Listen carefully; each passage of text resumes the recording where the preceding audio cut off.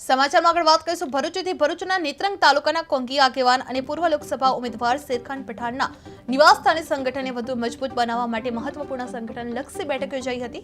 આ બેઠકમાં નેત્રંગ તાલુકાના આગેવાનો અને કાર્યકરો મોટી સંખ્યામાં ઉપસ્થિત રહ્યા હતા। જે બેઠક દરમિયાન તાલુકા સ્તરે સંગઠન મજબૂતી, કાર્યકરો વચ્ચે સંકલન વધારવા, જનસંપર્ક મજબૂત કરવા તેમજ આવનારા કાર્યક્રમો અને જવાબદારીઓ અંગે વિસ્તૃત ચર્ચા વિચારણા કરવામાં આવી હતી।